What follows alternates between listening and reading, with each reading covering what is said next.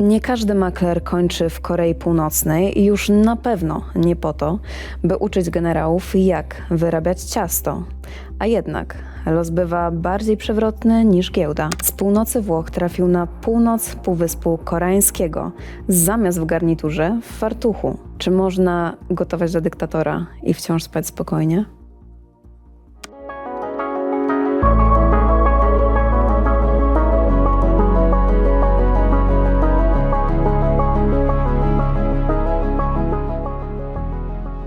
Good morning. My name is Armano Furlanesa. I'm coming from Italy, from Udine, exactly. It's in a northern part of Italy. And I will talk about my adventure in the North Korea, where I was invited for teach to a Korean team how to make a real good pizza. This was on behalf of the ruler of the North Korea, Kim Dzong Ila. That was a person very high quoted in culture, and he likes to make film, to experience life, experience good things, and of course good cooking. He invited cooks from all over the world. Before us, there were a keep from England, from France, and after us, we give place to another guy from Bangladesh or Pakistan, I don't remember one of these.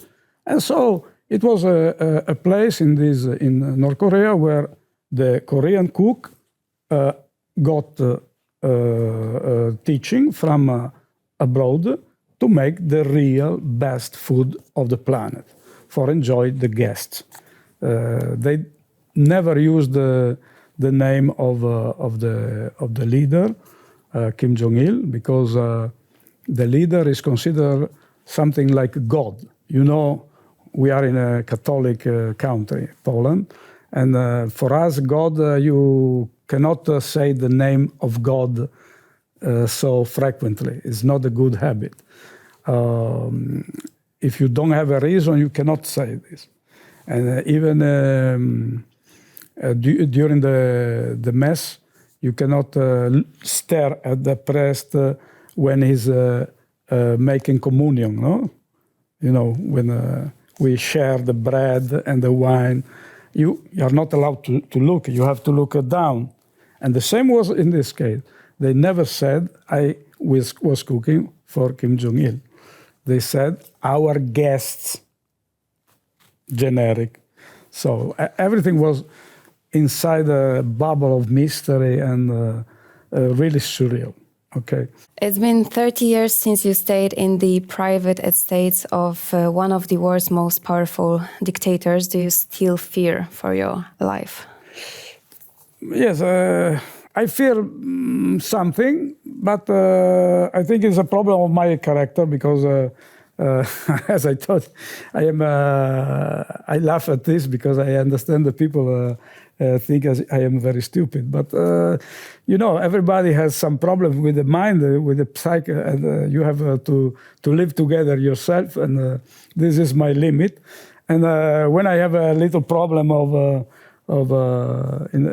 the physics, like a little cut, little disease, I feel like it is the last day of my life. So its name is hypochondriac, you know, we say in Italian. Don't know if it is the same in English. So I am hypochondriac also in the occasion of life. So I always fear because there was some complication also with the Secret Service in Italy, and the situation grow to a level that some fear I still am experiences, yes. How long did it take after coming back before you stopped looking over your shoulder? What exactly did you bring back from this trip? A story or a scar?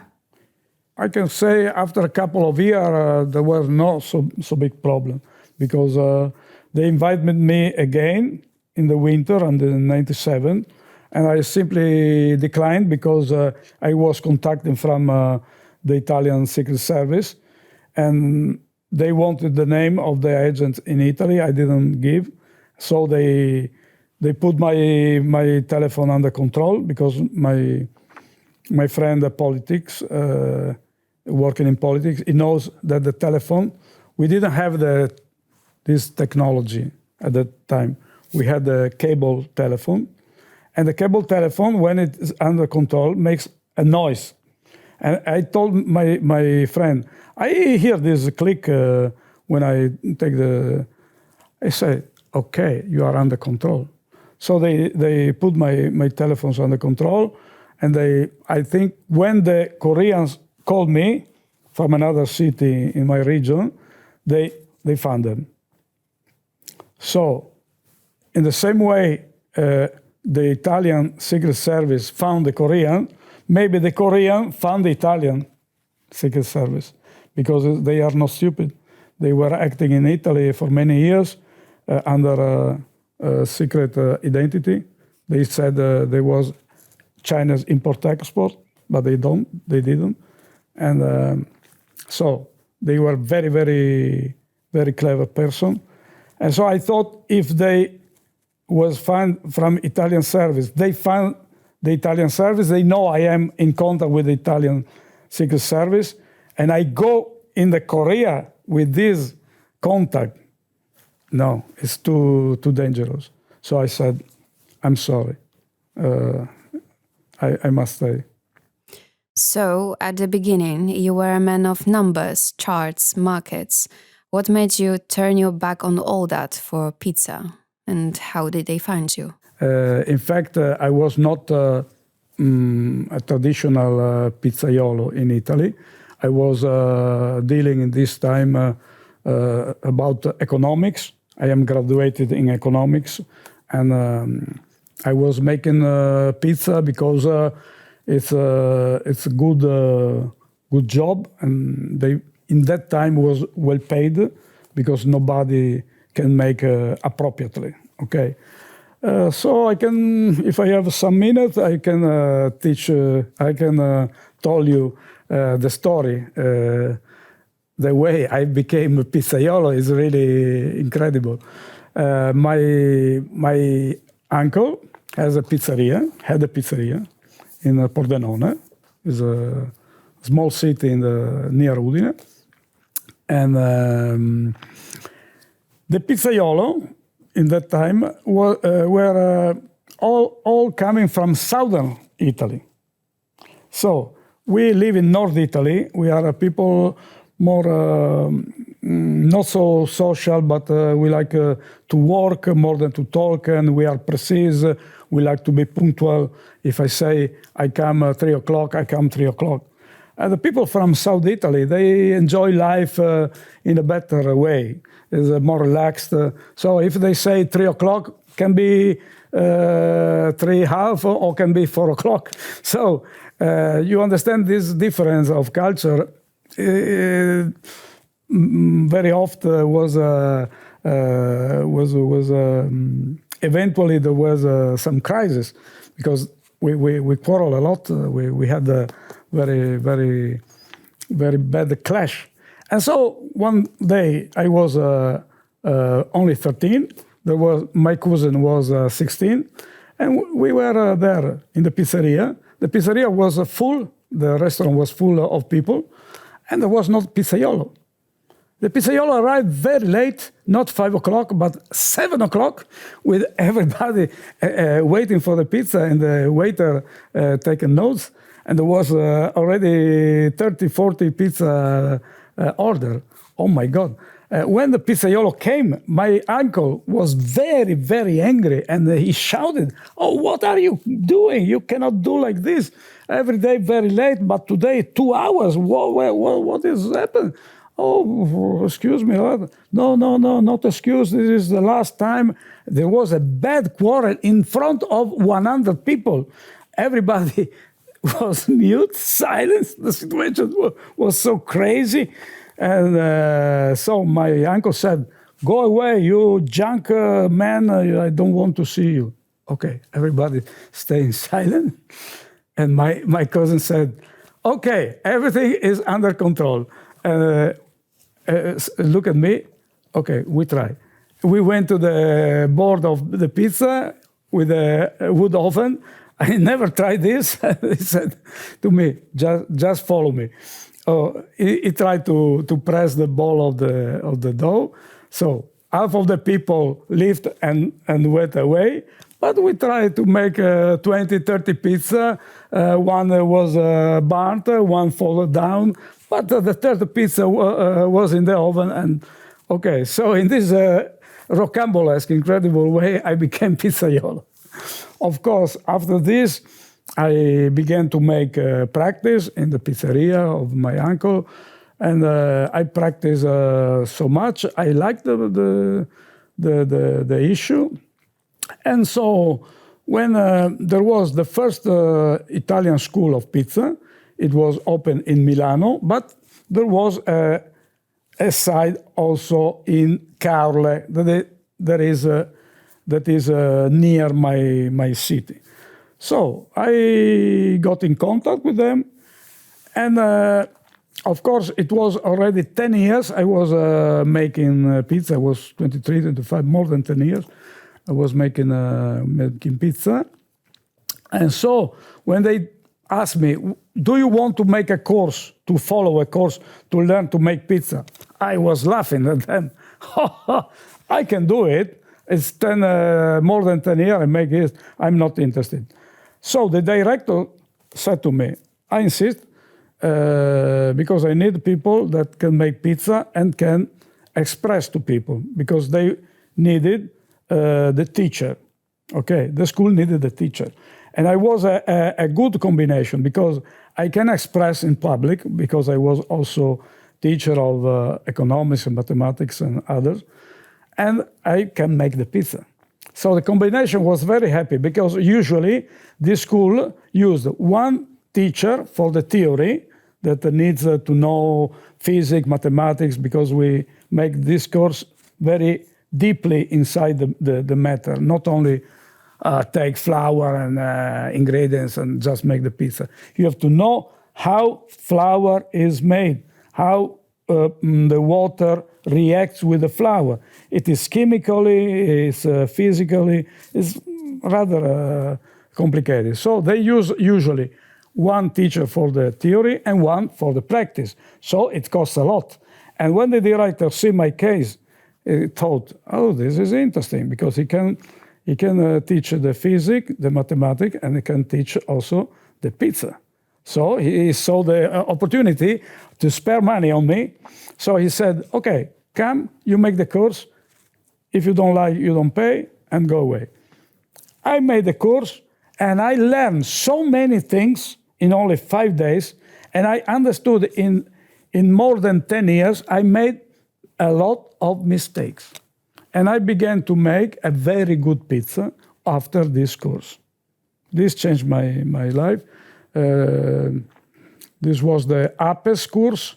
This is an association in Milano, Associazione Pizzaioli and similar. After there was an evolution in academia, and with a little interruption, I made my school. I made a Pizza Plus brand, and I was teaching people to make pizza. And after I come back with them, the name was Accademia Pizzaioli. So it's a long tradition of teaching making pizza. So back to the Korean story, when they got in contact with me, they didn't contact me directly. There was another cook that was contacted to make some regional dish in Korea, Italian regional dish. And also the pizza was asked, because the pizza is very popular. So this cook could make the pizza, but he thought the Koreans were very, they wanted to have something very good. In reality, we didn't know we were going to Korea, because they simply asked, we are going to an Asian place with some nutritional problem. Okay. I thought that there was could be Cambodia or Vietnam. I didn't think about this North Korea. What is? Maybe I roughly knew it exists in North Korea and this communist problem. So he saw my name in a newspaper because I was closing a course, and they made an article in the newspaper. So he saw my name. He thought, if I contact this, I have no risk because this is a big expert. Okay, so this is the way I got indirectly in contact with this adventure. What do you remember from the day of that interview? Yes, allora, I had many interviews because these people was assuming to have the best. Okay, and they was not so sure about my person because they thought you teach to make pizza, but show me please where did you work. They wanted to see a real professional. So in reality, I was not working steady. I was making the weekend in some pizzeria, and I didn't work very permanently in one pizzeria. So they was not so convinced about me. And they was pretty cold toward me, pretty hostile. They never smile. They roughly look at my eyes. They look at the wall and don't consider me. I was so nervous because the first time like this, but they wanted to talk another day. Okay, the situation didn't change. I said I am studying about pizza. I want to make the best product. Yes, okay, but we need to see. So I make a list of places where I was working during the summer, but nothing was breaking the wall of this coldness. Okay. So I said to them, if you are not interested, my life will not change. There's no problem. So I didn't know exactly the destination, but I heard about my colleague, maybe he knew, telling something about communist place.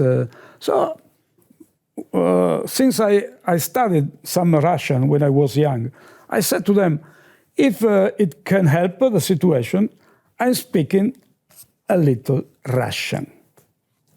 When I said this, they looked at them. Oh, this is on our side. They thought, okay. And at once, the situation changed at all. They began to smile at me. Okay, we can find an agreement. Very nice. The old people, they were two people. They were the father and the son. The father was 70-year-old, it's like a stone, a statue, not smiling, not staring at me. He looked at the wall, and the younger looked at me and was a little more kind, and he just speak with the son. He didn't speak English, only with the son in this language, in Korean, I think. Now I know, but I didn't know that period. I thought it was Chinese. And the young said, okay. But after I said about the Russia, the old begins to look at me like a person. He recognized I'm a human being. Okay, nice to meet you, finally. And he shake my hand. Oh, what has happened?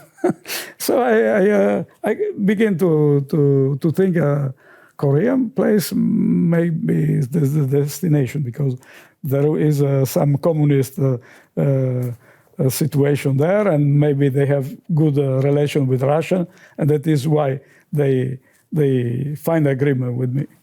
That was very, very incredible because the situation changed from total coldness to friendly. It was amazing. Did it feel like a privilege when they said you are in? Yes, I was happy because I'm very, very fond about traveling to know new culture. And I can say the North Korea, being conservative, is very interesting because now the world is globalizing. Already in the 97, but now it's crazy. Everything is getting the same. For example, I'm here in Poland. I can see the same brands, the same food service, Glovo, and this. All over the world is getting the same. But in North Korea, you freeze the history. You see the world like 100 years ago. Not 100, but maybe 60, 70 years ago. So it's very interesting. And so I was very, very happy when they say you are on board. And I must add that my personal culture, my formation, is historical. I studied history, and I made a couple of years of philosophy and history. I am graduated in economy, as I told you. And in that period, I was reading Herodotus. I don't know if you are aware who is Herodotus. It is the first author in the ancient Greece that wrote about history. And is so accurate and is so a master, as a big master, that is considered the father of historic writing. Okay, so I was in this situation, as I think my adventure was a happy coincidence, because it was not only a professional going there to teach, make pizza, but was also a curious person, fond of history, and want to report in a very detailed way.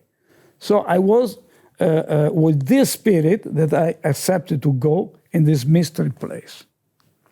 You said you named a salary twice.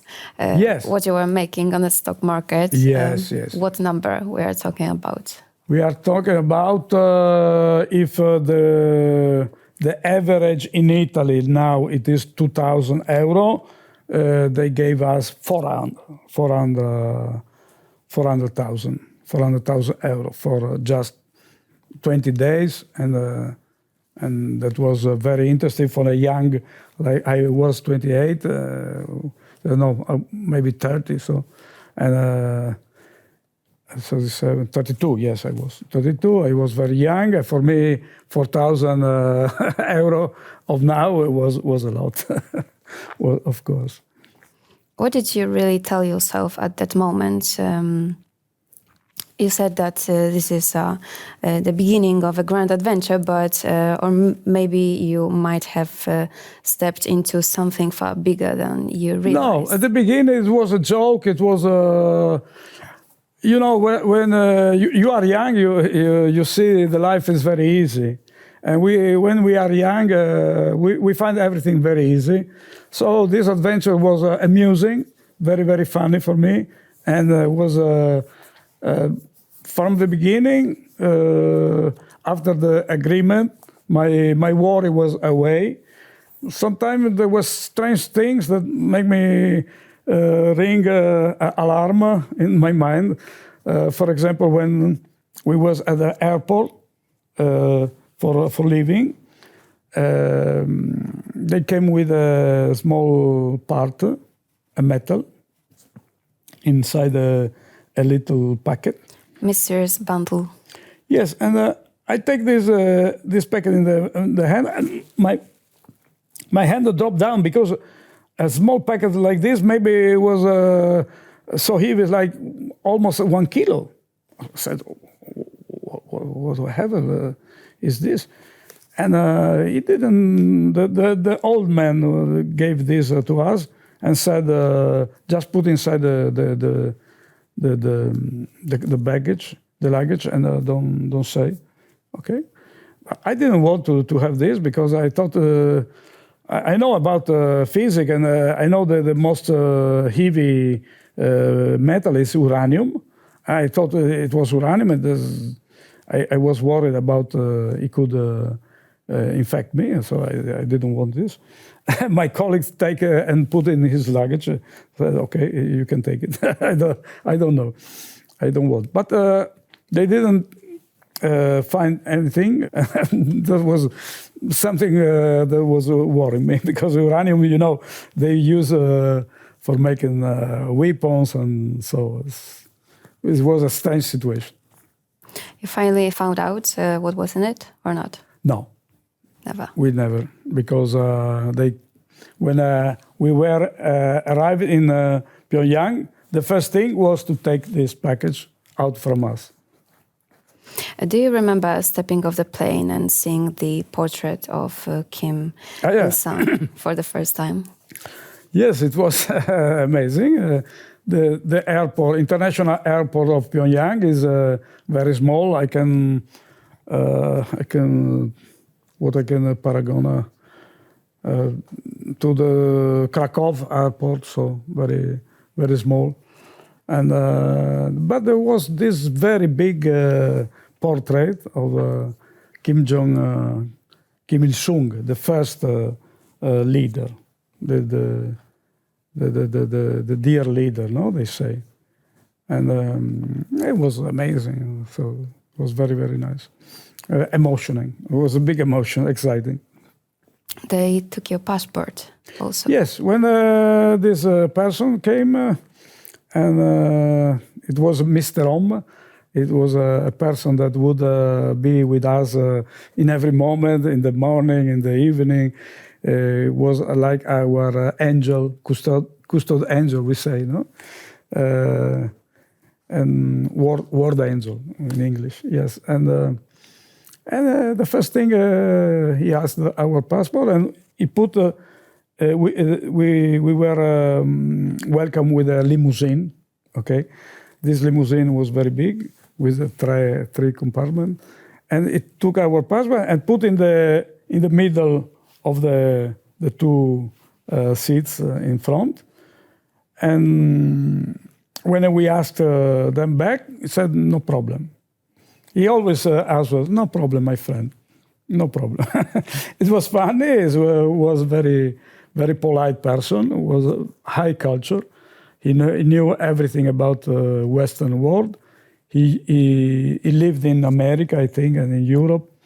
He was a very, very kind, very, very polite person. I remember with the maximum pleasure this Mr. Om. But of course, he was also a military, and we understood it was a military not immediately, because he was wearing a very fresh suit, all blue-gray.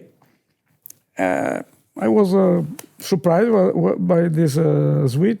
And after this suit, I understood it's not a suit, it is a uniform. So we understood after several hours that they were not civil, as they was told, because we were told to go and teach civil situation.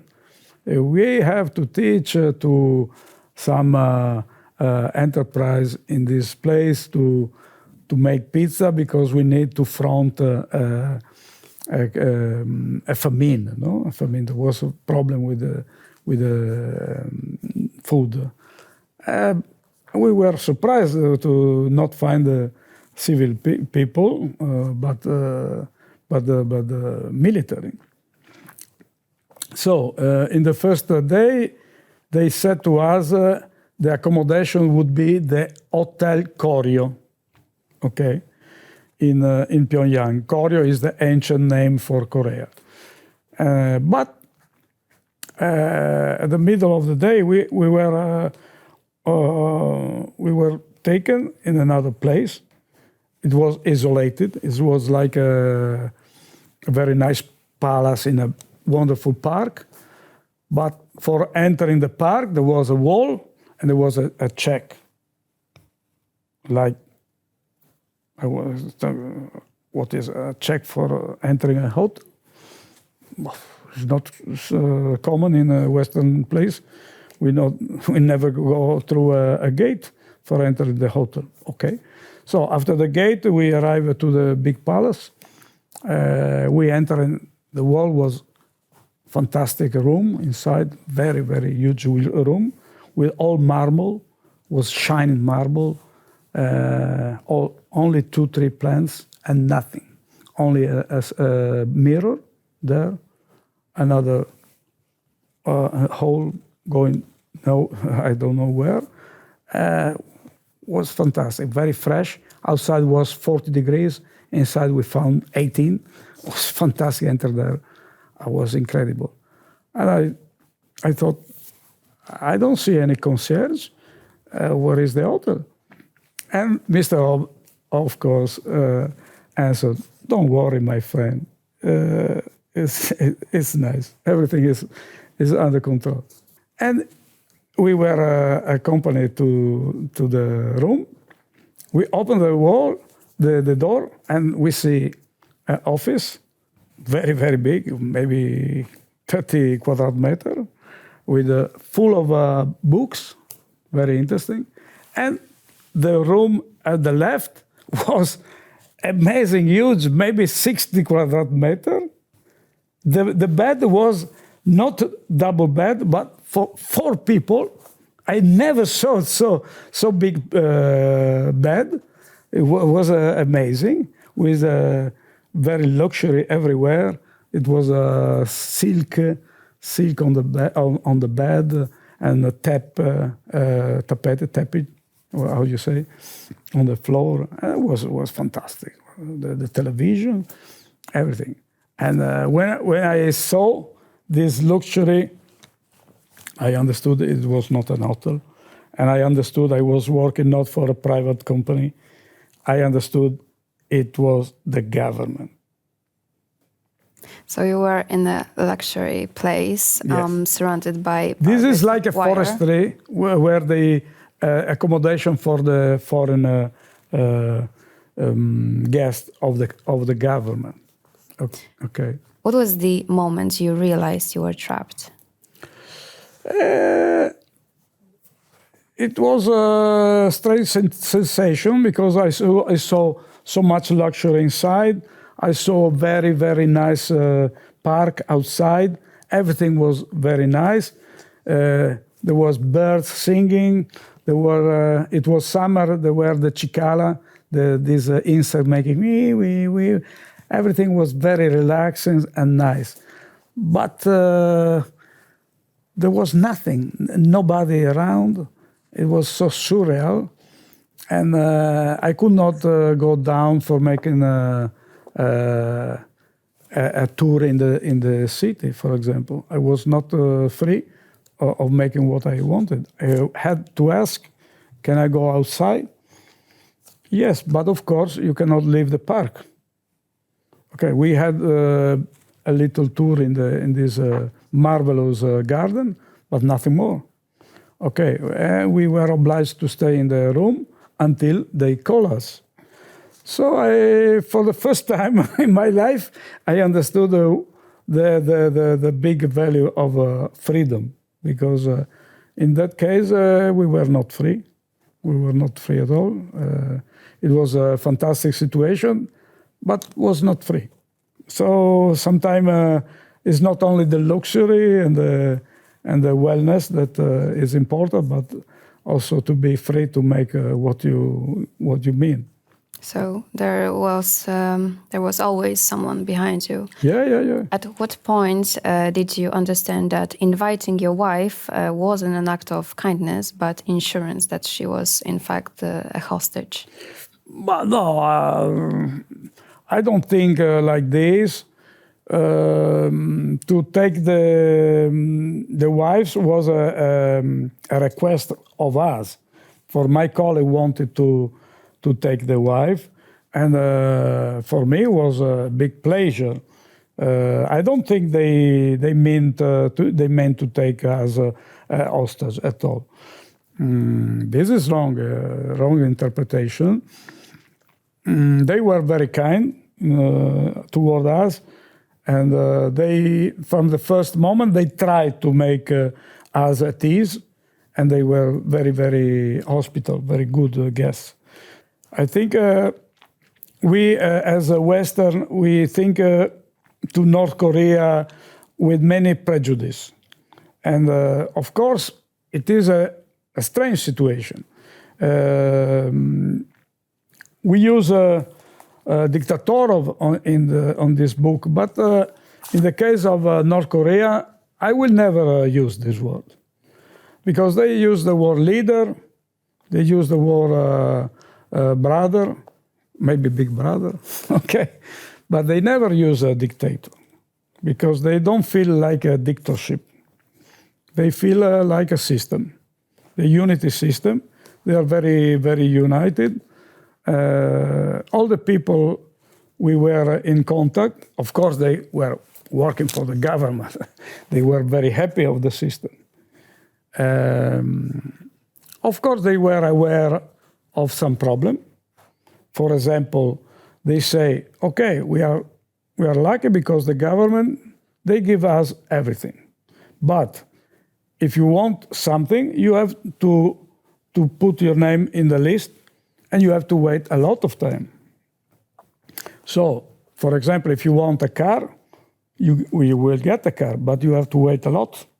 Like and it's not the car that you want. Like you may wait 2-3 years. Okay. If you want a house, you have a small children, you have a children.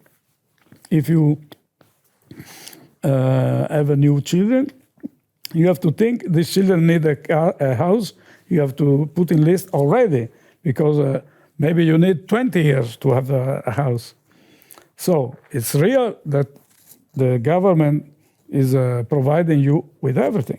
The good system theoretically is good, but it doesn't work a lot because, of course, the people working with the government, they get everything very fast. But the other people, they have to wait a lot. And the best thing is for the people near the government. There were the politicians, the military, that sometimes they coincide, and the sportsmen. These three categories of people were very happy there because the sportsmen were important for the image of the North Korea outside. When they go in international competition, they have to well figure to look the wellness in the North Korea. So these three categories of people, they live very well in North Korea. Of course, we saw some sign of disease in the country. There was, for example, people everywhere at every time. Even in the night, we can find people in the forest, in the country, because it was not easy to have the car, so they were moving, walking. And if you are walking and the night is coming, you just stay there and sleep in the bottom, on the floor, where you find yourself in the country, in the forest, wherever. So it's a strange situation. Of course, these people is not living well, but they accepted their fate. It's not the protest. I could not see so many protests. Only one time we were crossing in the night, crossing the city. I saw there was not so many light because the light costs a lot. The energy is not so much. So there was people talking. I could hear the people everywhere in the city, but I could not see. And there was only one old lady that clashed toward our car and smashed with the whisk. But there was only this situation where I saw something strange, a sign of protest.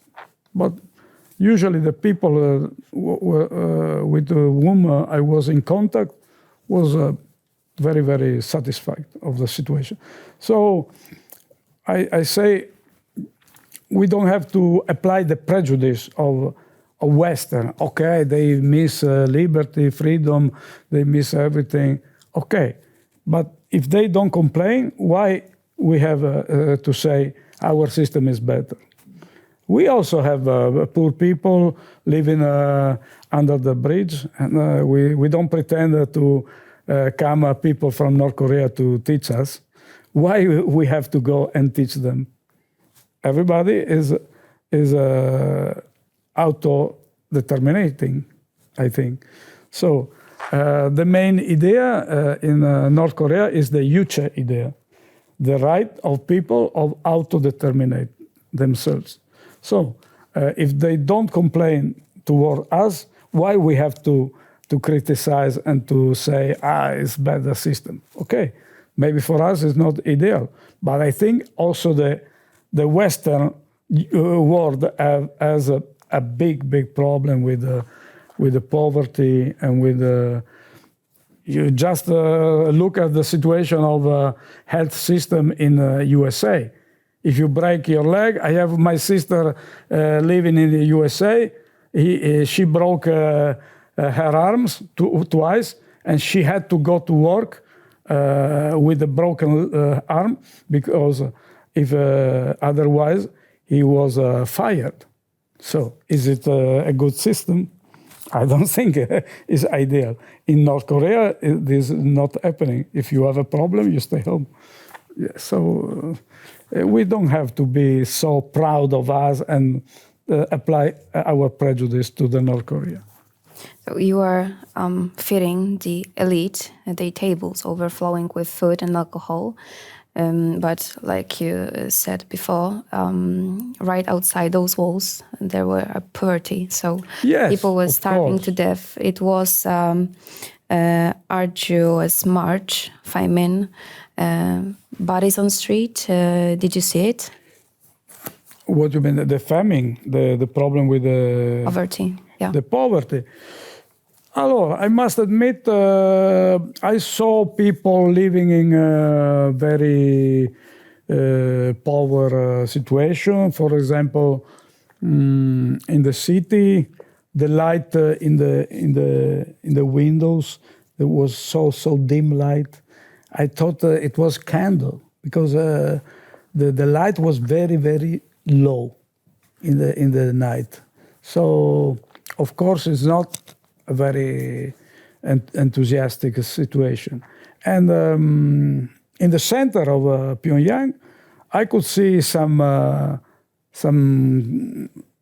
chicken going around in the garden of the big building. I could say also some goats. I think it's for the milk. It was very surprising. It's like you go outside here in a park in Varsavia and you see the chicken and the goats. A strange situation and this is because they need to eat and the food is not enough and it's not easy to distribute.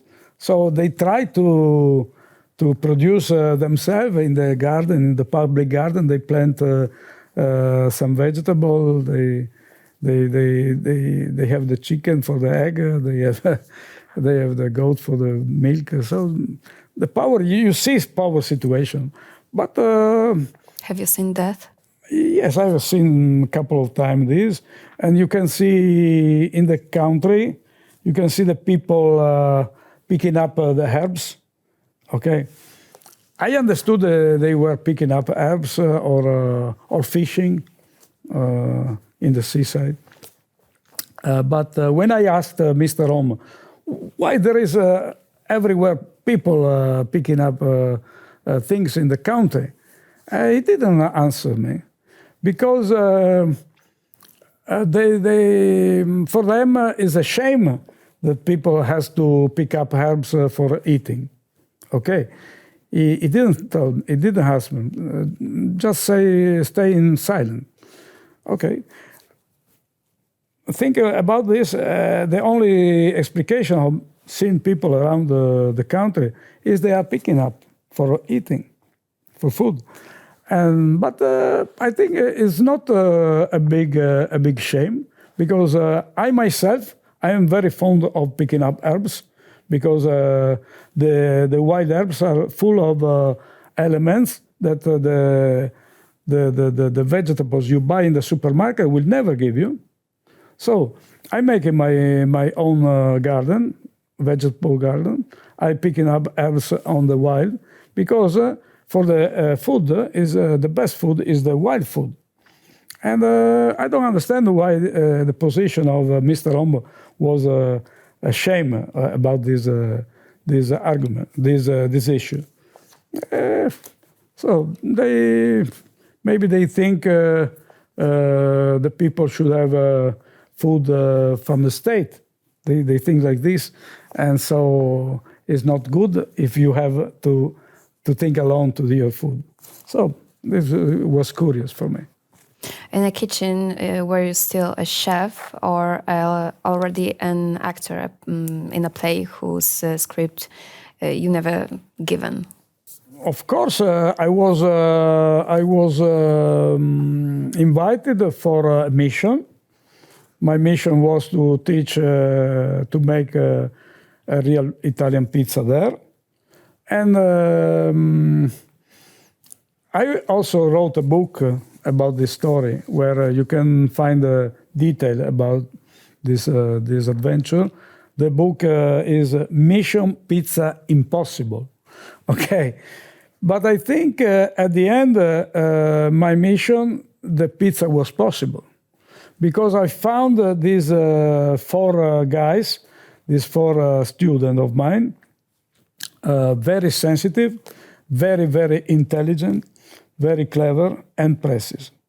And they took note and they learned my technique very well. So the Mission Pizza Impossible at the beginning became Pizza Possible at the end. I never felt like an actor, because when I make my habit is to be a professional of teaching. I think in the society, especially our society, is so very confusing and very fast. Teaching is the first thing.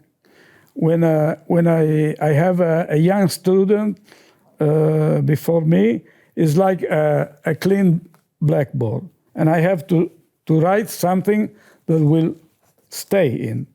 So I took this mission very, very seriously, and I was very happy to find maybe the most the student with the highest attention toward what I said, and this was very satisfactory for a teacher. Describe the moment you realized you were making pizza for Kim Dzong Ila. Oh yes, as I told you, they never speak about Kim Dzong Il. The last thing a Korean will do is say the name of Kim Dzong Il, now of Kim Jong Un. They never even mention that we are working for the leader. They always and only spoke about our guests, general guests. Did you ever met Kim Dzong Il? It was impossible to meet them. So usually he didn't appear. I don't know where he stood. Maybe in the place in this base where we were invited to teach the people. Maybe he didn't come so often. Maybe one time, two times, and we were there about 2 weeks. But one time we were cooking on a boat amid the nice archipelago in front of Korea or North Korea, and we used to go every day, almost. If there was nice weather, we were taken in this place with a motorboat, and we found a very, very huge boat, a yacht, maybe 40 meters. It's amazing, huge. And my colleague, the cook, was cooking inside the kitchen with a window looking outside. But as the pizza, you must use the oven for making the pizza. So the oven was not in the kitchen. What was the situation?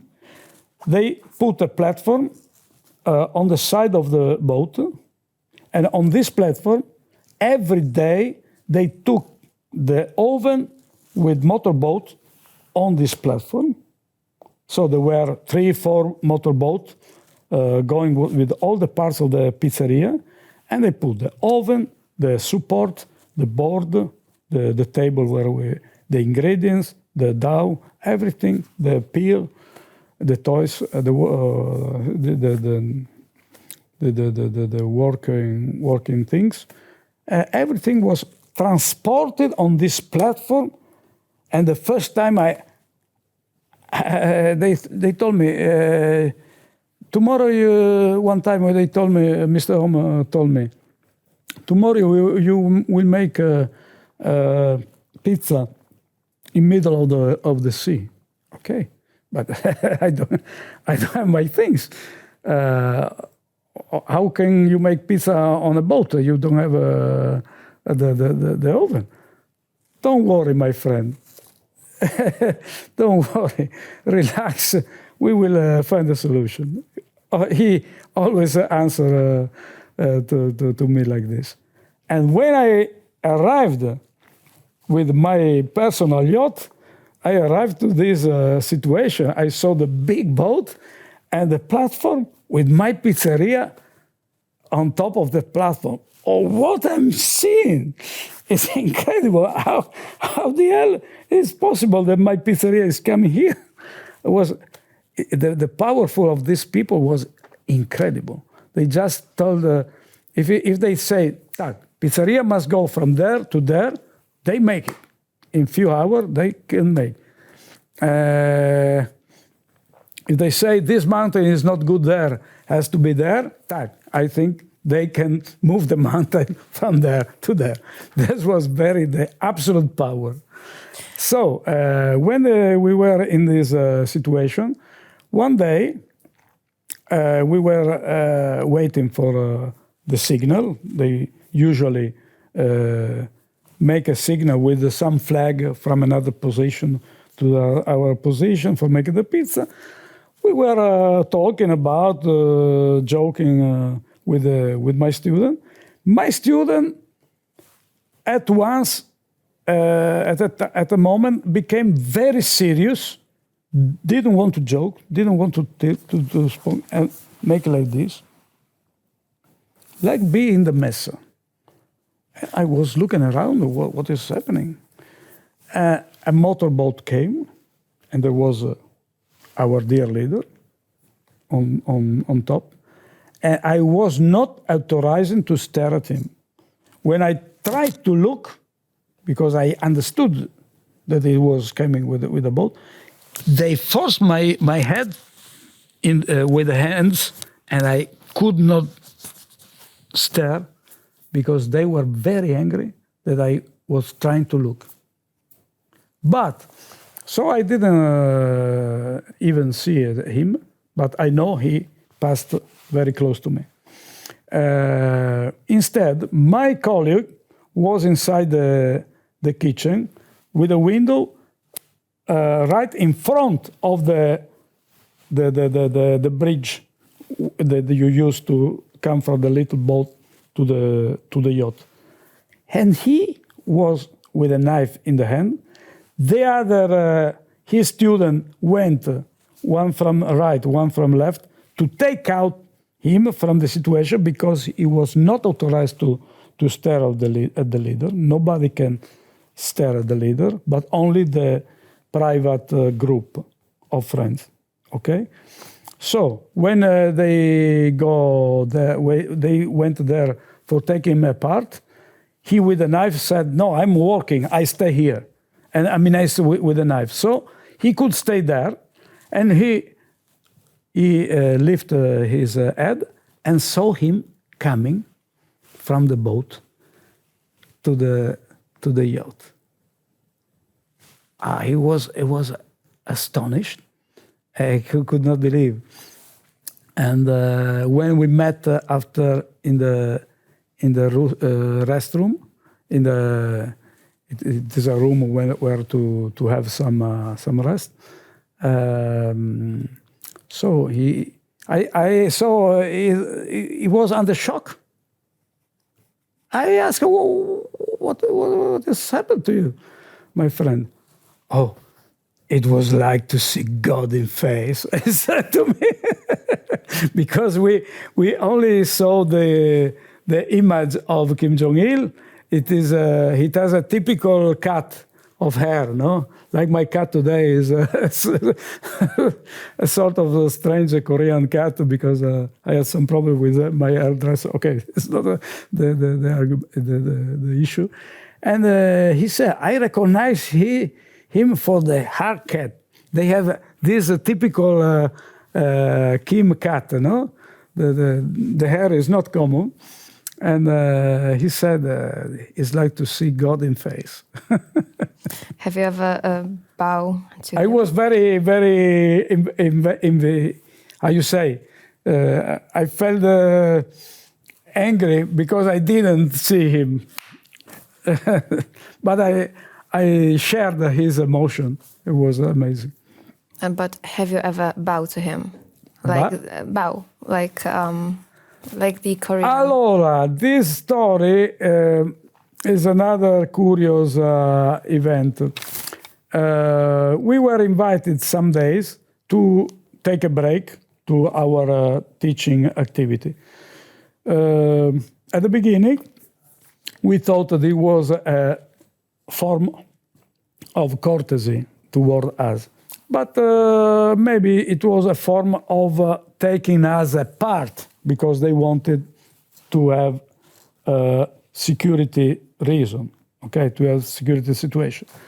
So a couple of times they brought out us. One time to see a very famous mountain over there, and another occasion, another time, we were invited to see the incredible collection of treasury that is inside the one palace with humidity and temperature control. It's an incredible place. How can I say? Very, very, a lot of maybe 2,000-3,000 square meter. Is an incredible collection of things. But in this collection, there were something very precious, gold and silver, and something curious, like an entire piece of train. There was the personal cabin, train cabin of a present from Stalin. And they used this train for moving because they don't want to use the flight. For example, maybe a couple of months ago, Kim Jong-un came to China, but didn't want to fly. So he was taking a personal train.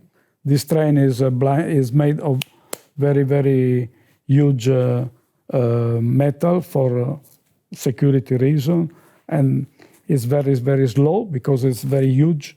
And so and the tradition is this train was a present from the president of the Soviet Union at that time. But there was so incredible big present. There was a camel made of precious. There was something from Asia, from America. Insomma, everything you can think about. But also there was toys from Japan. The present was toys for children. Very curious, and they put everything there. We also saw some presents from Italy, from private, that were very friendly to North Korea, and they made present a golden plate with a script to Kim Dzong Ila.